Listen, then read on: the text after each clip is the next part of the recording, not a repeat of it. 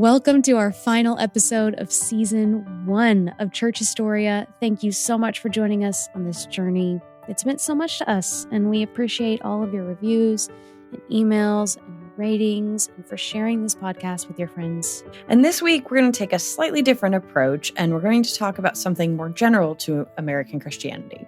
But our primary case study this week is located in the South, so don't fret, we're not going too far afield. We're going to talk about civil religion and how it expresses itself in the United States. And this conversation is important because American civil religion uses a lot of language that sounds similar to Christianity, like God, Almighty, called to a specific purpose.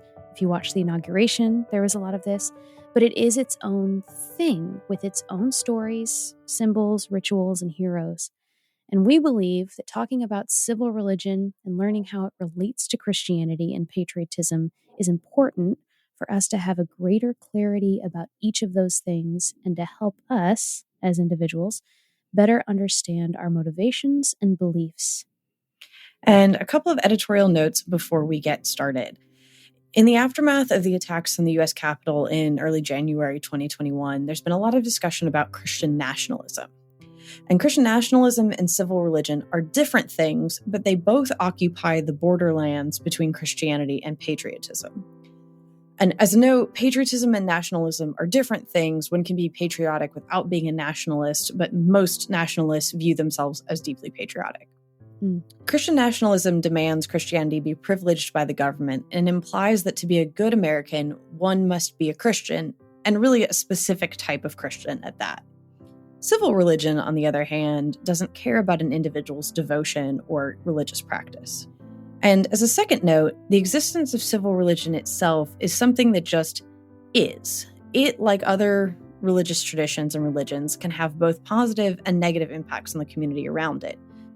But the rise or presence of a civil religion is more indicative of a people or a community or a country's belief in the importance and specialness of a set of things within the civil sphere than it is of anything else.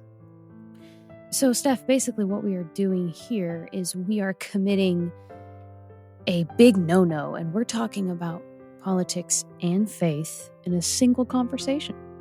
Yep. Amazing. It's going to be awesome. Thank you so much for listening. Let's jump in.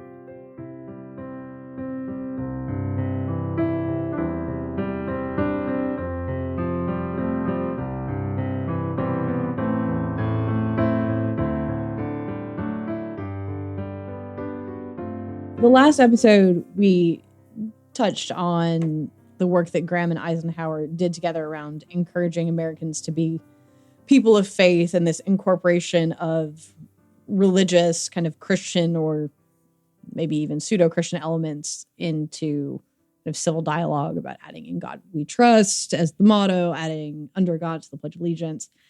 And this episode then follows on the heels of this, of looking at this discussion and tension that the United States has about sort of church and state, religion and the body politic, and this kind of tension, because while the United States prides itself on separation of church and state, there's also this kind of constant debate about whether or not the United States is a Christian nation, a nation of Christians, a nation of religious people, kind of what does that mean? And then there's this kind of blending of religion and national identity in the public sphere and then in religious ones. And I think one of the stories from my own life that comes to mind was being in church on a couple of different Memorial Days and having the Battle Hymn of the Republic be one of the songs that we sung. That was obviously in the North. And also singing America the Beautiful. And I didn't quite have a vocabulary around civil religion yet at that time, but I remember being surprised that we were singing America the Beautiful. God Bless America would have made a little bit more sense to me because there's an invocation of God for the sake of the nation. And like, okay, I get why I'm doing that at church. But here I am in a church in regular Sunday service singing an ode to my nation. And, being proud of one's country is not a bad thing by any means. I was just surprised to be doing it as part of Sunday worship. And so that was an early seed for me about this idea of civil religion and how national history and symbols and patriotism and nationalism get kind of tied in with religion and with Christianity. And often that's a very emotional conversation. I think we've seen that in recent years in conversations about whether or not it's appropriate to kneel during the national anthem, standing in for more than just a song, or the flag standing more than just a piece of cloth, but it has this immense symbolic value of standing in for all things American. That is kneeling disrespectful? Is it a dialogue? And not just, and those conversations didn't just seem to be about sort of protocol, but there was a deep emotional undercurrent running throughout that. And civil religion can help us understand what's going on in those conversations and why perhaps there is so much emotion around some of these moments where we see religion and national history or body politic come into play. Later on in the episode, we're going to look specifically at Monticello and what Monticello as a history organization is doing and kind of where some of this comes into play there. But before we get to Monticello and to Jefferson, we have to do a little bit of term definition. Excellent. So if we're going to talk about civil religion, the first term we have to define is religion. And, that's a term that we use a lot. We've certainly used it a lot on this podcast, but it's also one that it's really hard to pin down the definition. Even religious studies scholars have a really hard time saying what religion is overall. Any given religion is a lot easier to pin down, but when you talk about religions, plural, it gets really difficult. Catherine Albanese is a professor of religious studies at the University of California, Santa Barbara, and she's thought a lot about this. And she talks about how religions can't be defined easily because they survive both within and outside of boundaries. Like their job is to, in some ways, cross boundaries and then also define boundaries. So, what is natural, what is supernatural, but religion perhaps lives in the middle of those things and talks about both of those things. And it encompasses kind of all elements of human life. And not every religion encompasses all of the same things, but in the sum total they do. And so it's just got this really squirrely definition. So Albanese has identified 4 C's that she uses to kind of identify if something qualifies as a religion. And I think it's a helpful definition. So her 4 C's are creed, which is an account of the meaning of life, of how things go. There's a code, which is like the rules about how we operate. Okay. There's a cultus, which she means a set of rituals, so a set of shared practices that we do. Okay. And then community. So you have creed, code, cultus, and community. So religion must have all 4 of them, but what shape it looks like varies. And then in conjunction with Albanese's definition, Emil Durkheim, the eminent sociologist, also I think offers a definition of religion that's helpful. He says that religion is a unified system of beliefs and practices relative to sacred things. That is to say, things set apart and forbidden, beliefs and practices which unite into a single moral community. So we have this idea of ritual, sacred and profane things, and creation of a shared identity and participation in that identity. So I think that's a decent enough working definition of religion. Right.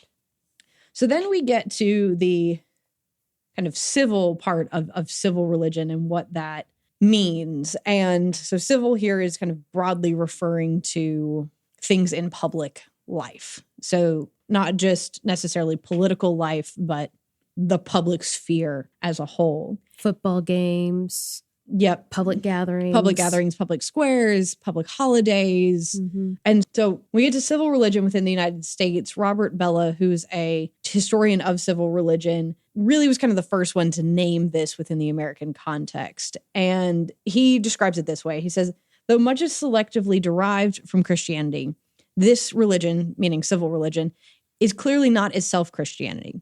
The God of civil religion is not only rather Unitarian, he's also on the austere side, much more related to order and law than to salvation and love. Even though he is somewhat deist in caste, he is by no means simply a watchmaker god. He is actively interested and involved in history with a special concern for America. And so we have this idea where we have this deist god called God. And I think it's interesting to note how rarely we see Jesus in this kind of civic dialogue, right? In God we trust, not in the Father, Son, and Holy Spirit we trust. Under God, not under the Trinity, not even under the Father Almighty. And when we look back at, say, presidential speeches or things like that, we'll see the Almighty, you'll see the Creator, but you never see Jesus. Bellah points out to this kind of lack of talking about the cross in specific. If you think about something like Lincoln's Gettysburg Address, there is conversation about sacrifice and the hallowing of things through the shedding of blood, but it's not Christ on the cross that did that hallowing and made something sacred. It was American blood being shed for the sake of the nation that is doing that hallowing and that it's almost sacredness. As if Jesus's presence is not necessarily the presence of Jesus in conversation. The idea of self-sacrifice, the idea of, the shedding of blood, it's almost as if like that just becomes an idea that's a part of the conversation. Yeah, and I think that's why Bellah is correct that, there's a lot of this is derived from Christianity and derived from the Christian vocabulary, but it's not quite the same. And a huge part of this civil religion is this calling that God is uniquely and specially involved in American history and has called America to some grander purpose. And so the nation then lives into its purpose or it doesn't. Presidents have this kind of interesting role as almost priests in a way within that civil religion and of asserting this chosenness and this blessedness by God, providing inspiration and consolation when needed, exhorting the nation to live up to this ideal. And within all of this is the idea that the nation is a moral actor, that the nation is a thing that has a calling that it can either live into or not live into. And so this becomes a thing of great moral import then, because God has called and designed this thing, and is the nation sort of living that or not? One of the things that's also really interesting about civil religion is it's not formalized. So Mark Cladis, who's the chair of religious studies at Brown, kind of makes this interesting point. Says, no state agency declared the Lincoln Memorial or the Bill of Rights as a sacred site or a symbol. These became sacred in the Durkheimian sense that we were just talking about, as they accrued public significance and figured importantly in the public formation of moral identities and orientations. So whether the objects that become those sacred objects or those sacred sites or those sacred people within civil religion are kind of unofficially voted on by majority rule, if you will. So as a result of that, they also change. So things have different value, different context. They're interpreted in various ways throughout history.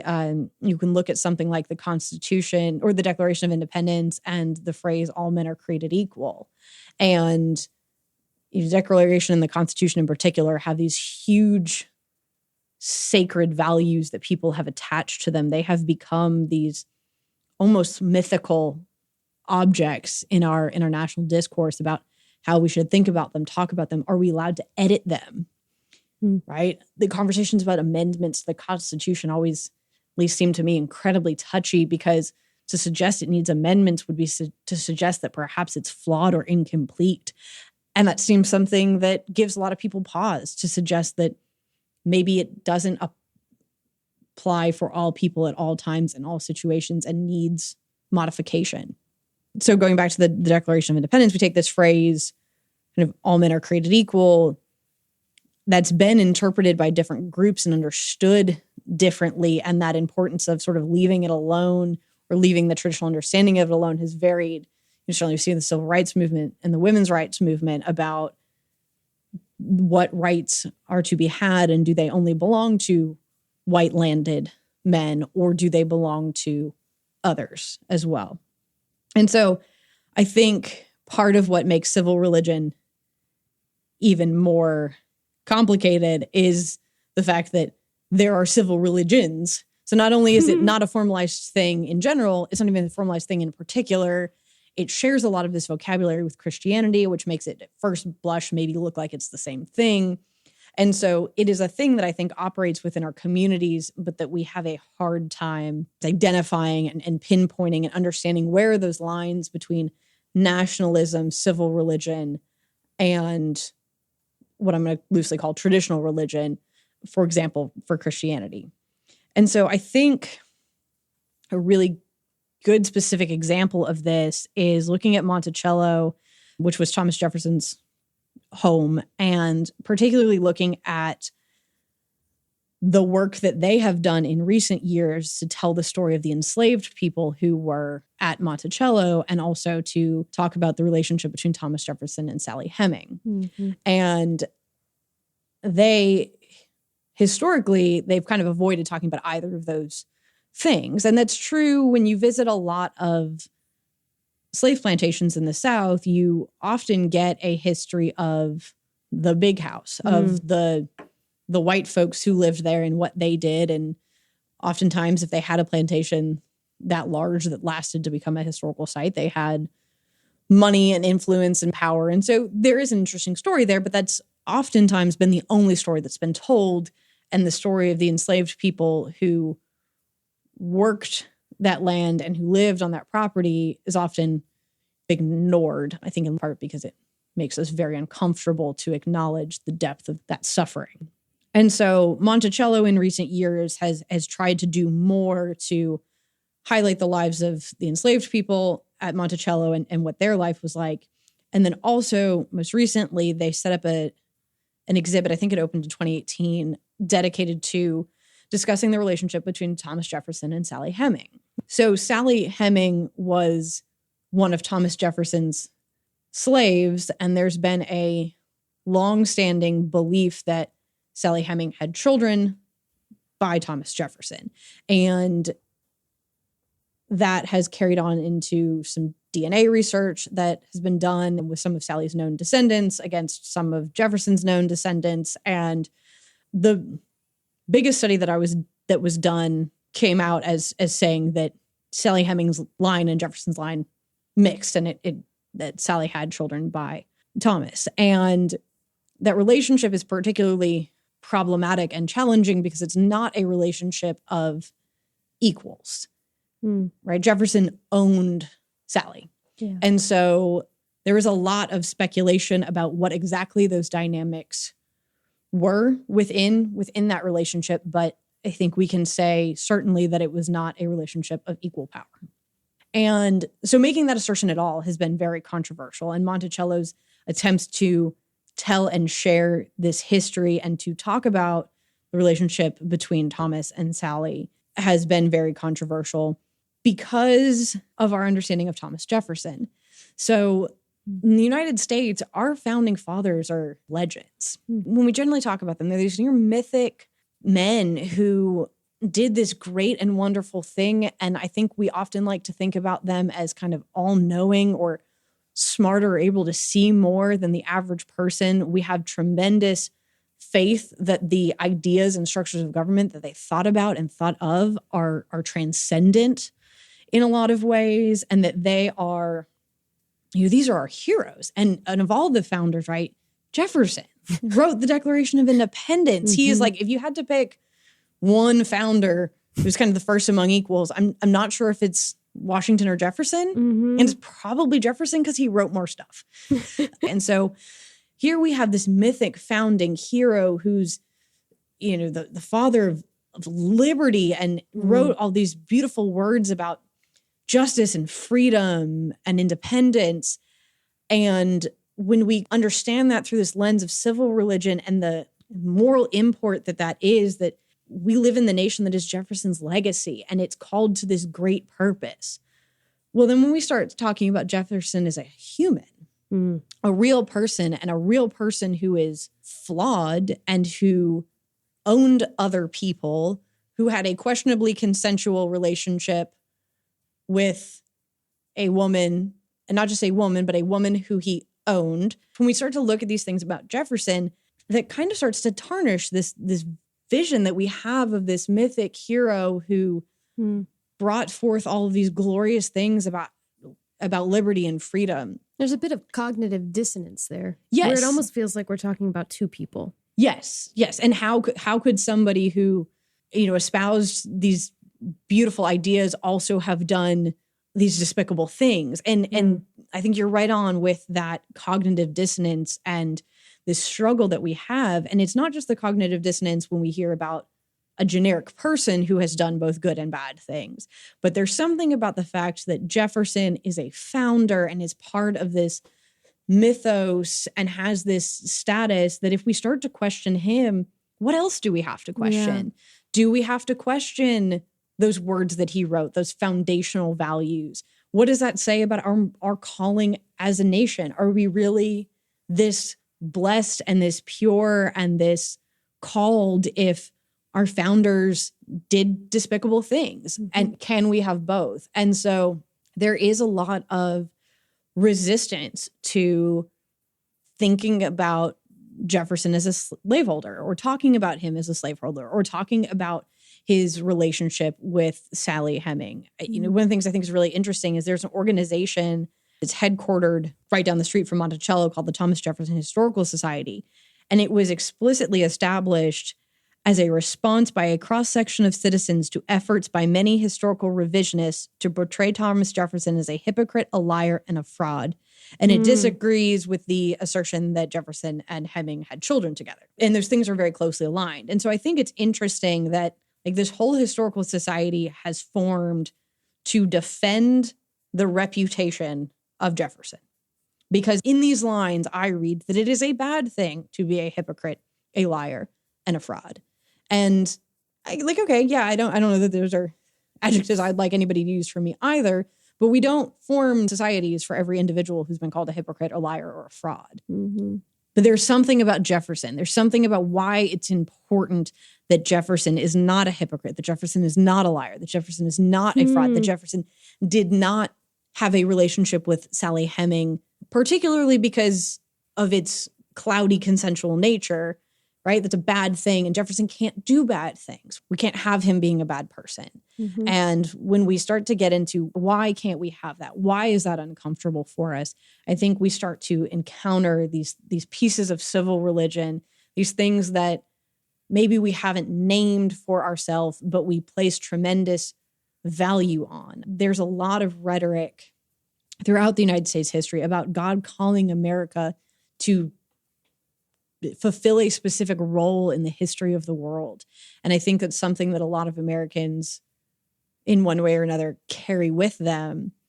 And because we use the term God to identify the being that has done this commissioning, I think it's easy for a lot of people to leap that into Christianity then. And that's where this border between Christianity and civil religion gets a little blurry. Is we know that God calls individuals into relationship with God. So it feels like a pretty reasonable leap to say that God might call the United States. But if we're still situating that within a Christian context, then that same logic could and should apply to any nation in the world. And also, I think we need to be reminded the United States doesn't show up in the Bible. So God's calling and words are for all peoples. Our identification as the new Israel, the new chosen people, is an extra biblical thing that the Puritans certainly felt when they came, and I think kind of from then on has been part of the American psyche, but is outside of scriptural text. I don't think that there is necessarily a contradiction between a person's Christianity or a person's faith and patriotism, but I do think it's important to think about this space in the middle where those things come together, but in a way that is separate and certainly separate from the actual religious tradition.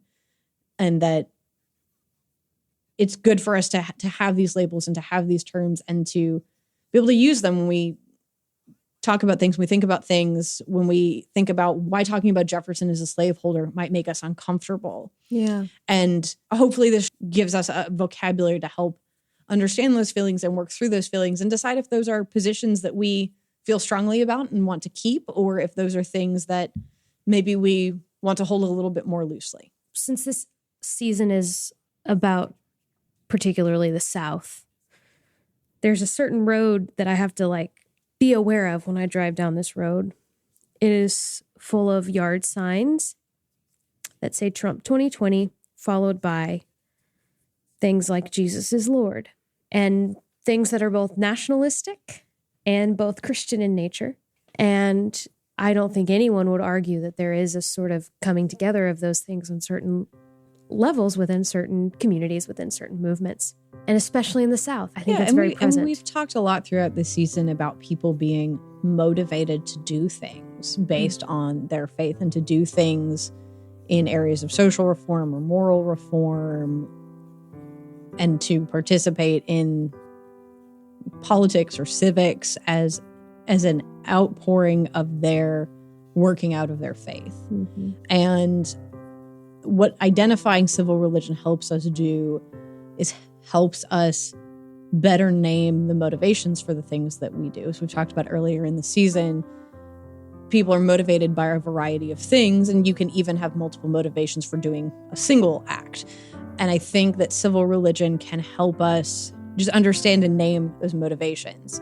People are a holistic being. You're not going to separate your religious faith from your participation in the public sphere. But also, I do think that the addition of these terms in our vocabularies can help us understand where those boundaries are, where those motivations are, and also maybe prompt us to ask some questions that we hadn't asked before, look at some things more closely than we had before to make sure that we are truly living in line with our values and with those convictions, and just kind of taking a critical examination at ourselves and our motivations.